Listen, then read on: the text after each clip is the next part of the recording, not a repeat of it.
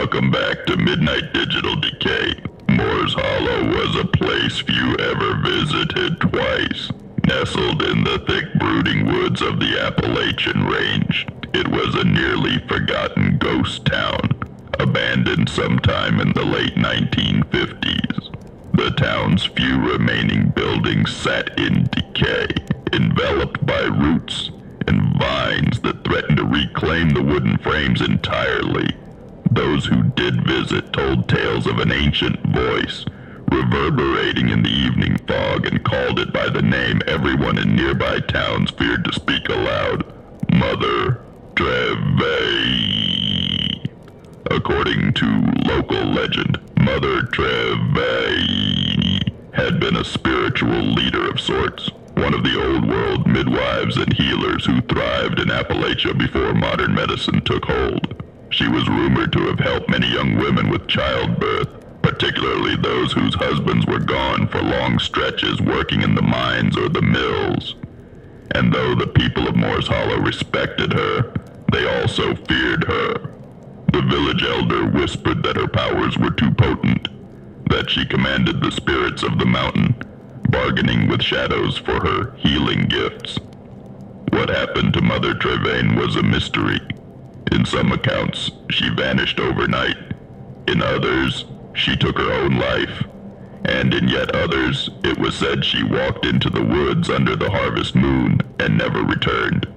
Whichever version was true, the echo of her voice was the only reminder left, and that was more than enough to scare most away from Morshollow for good. She'll sing for you if she likes you, the saying went, and she'll weep if she doesn't. Few believed it, until they heard the recordings. The recording that started it all was made in 1982 by a group of amateur paranormal researchers from a small town nearby. Armed with cheap cassette recorders, they ventured into Morshollow, hoping to capture proof of Mother Trévaine's curse. They were skeptical, laughing as they approached the center of town, but when they listened back to their recordings that night, they found something they hadn't heard with their own ears. An old, trembling voice humming an ancient lullaby, as clear as if she were standing among them. The men played the recording for anyone who'd listen, and soon word spread. The recording came into the hands of Dr. Elara Finch, a folklore professor with a fascination for local myths and legends. She listened, heart pounding, to the soft, ageless voice that floated through the static, then turned it off when she realized she was alone in her office, miles from home under a moonless sky. Dr. Finch became obsessed. She published a short article in a niche paranormal journal calling Mother Trévaine the mountain siren, and positing that the spirit was a guardian of some forgotten power in the woods. The voice, she argued, was not one of anger, but of warning, a final plea for intruders to turn back, away from something darker. The article caught the attention of other researchers. A few claimed that hearing the recording had induced an overwhelming sense of dread. Others described vivid, surreal dreams of vast forests, endless and dense, wrapping around them like a cocoon. They each reported that in these dreams, a woman's face appeared just beyond their reach. Her eyes void of light, her mouth forming words that dissolved into whispers. Years passed, and soon enough, those who had heard the recording began to report a strange phenomenon. They would hear Mother Trévaine's lullaby in their own homes, faint but unmistakable. It would come through the radio static or over the low hum of an idling car. No one knew how or why, but they all agreed on one thing. Mother Trévaine's song was no longer bound to Morshollow. People began seeing her figure in reflective surfaces, in puddles on the street, the glass of a storefront, or the darkened window of an empty room. It was always a fleeting glimpse, a shadow with a whisper. And yet each one who saw her said they felt an overwhelming urge to return. To come back to Morshollow, to follow her voice until it pulled them back to the abandoned town. One night, Dr. Finch received a letter from a man who had gone back to Morshollow following Mother Trévaine's call. The letter was strange and disjointed, written in shaky handwriting. I've seen her now. She stands at the edge of the forest, waiting. There are others here too, gathered like shadows. She whispers to them and they move like she's leading them somewhere deep into the hills. I fear I may join them soon. The letter ended there. Dr. Finch shuddered and realized as she folded the paper that the faint melody had started to play in her own mind. Soft, almost comforting, but with a thread of icy terror beneath it. The weeks that followed were torture for Dr. Finch.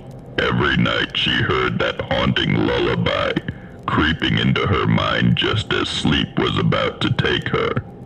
It began softly at first, blending with the hum of her refrigerator or the murmur of late-night traffic outside her window. But soon, it became louder, more insistent, like the song itself was reaching out to her, pulling her thoughts back to Morshollow. Unable to bear it any longer, she returned to the ghost town, armed with a tape recorder, a flashlight, and a notebook. As she stepped into Morshollow, the air grew thick with an unnatural silence, the kind that makes even the smallest sound feel intrusive. She made her way through the main street, taking in the abandoned shops, the hollowed-out church, and the remnants of what had once been a lively town square. As she neared the outskirts of town, where the forest loomed dark and unwelcoming, she finally heard it. Mother Trévaine's song. It wasn't coming from a particular direction. Instead, it seemed to resonate from the very air itself, echoing off the empty buildings and filtering through the trees. She raised her tape recorder and hit record, the cassette whirring to life as the eerie melody filled the device's tiny microphone. But as she listened, the song changed. The gentle lullaby grew darker, the notes twisting and warping into something that made her skin crawl. She couldn't shake the feeling that the melody was a warning, a message not meant for her, or perhaps a call to something she wasn't supposed to understand. And then, from the corner of her eye, she saw her, Mother Trévaine, standing at the edge of the forest. Her face was gaunt, her eyes hollow, and her mouth moved in time with the song, though no sound escaped her lips. She raised one thin, bony hand, gesturing for Dr. Finch to come closer. Dr. Finch felt an unnatural pull, as if her very soul was being drawn toward the figure in front of her. She stumbled forward, unable to resist the compulsion that urged her to approach Mother Trévaine.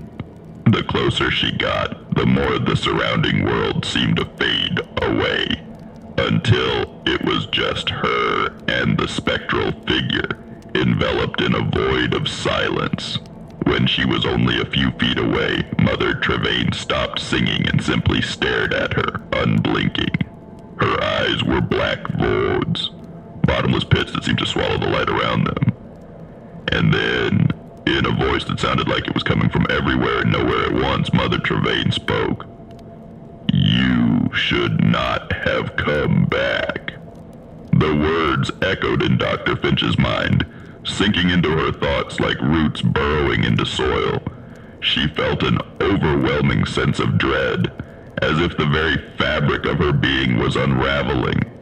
The ground beneath her feet felt unsteady, as if the earth itself was about to open up and swallow her whole. Mother Trévaine's form began to change, her figure shifting and elongating, her face contorting into something inhuman, Her mouth twisted into a grotesque smile, and her eyes glowed with a malevolent light. Dr. Finch realized with a jolt of horror that the stories had been wrong. Mother Trévaine wasn't a guardian of the forest, nor a benevolent healer. She was something ancient, something dark, that had been waiting in Morshollow for centuries, feeding off the souls of those who wandered too close. In a desperate bid to escape, Dr. Finch turned and ran, her footsteps echoing through the empty streets as she fled from the twisted figure behind her. But no matter how fast she ran, she could still hear the song, growing louder and louder as if it were chasing her, binding her to the town and its dark secrets. Dr. Finch stumbled out of Morshollow just as dawn began to break, her body drenched in sweat and her mind reeling from the horrors she had witnessed. She collapsed at the edge of the forest, gasping for breath, her heart pounding in her chest. She had escaped, but she knew that she would never truly be free. The song haunted her, following her everywhere she went. It played in the back of her mind, a constant, sinister presence that grew louder with each passing day. She tried to drown it out with noise, to ignore the whispers that crept into her thoughts, but it was no use. Mother Trévaine's voice was with her now, a part of her, woven into the very fabric of her mind. Dr. Finch disappeared a few months later. The authorities searched for her, but there was no trace. Some say she returned to Morshollow, unable to resist the call of Mother Trévaine's song. Others believe that the town claimed her, that her soul became another whisper in the woods, another voice in the endless melody that haunted Morshollow. And on quiet nights, if you listen closely, you might just hear it, the faint sound of a woman's voice, singing a lullaby that chills the soul, echoing through the Appalachian hills. A reminder that some places are better left forgotten, and some voices are better left unheard. Please like, comment, and subscribe for more of this content. It lets me know people enjoy it, and motivates me to continue to create it for you all. If you haven't already, check out my link tree in the description for more esoterica.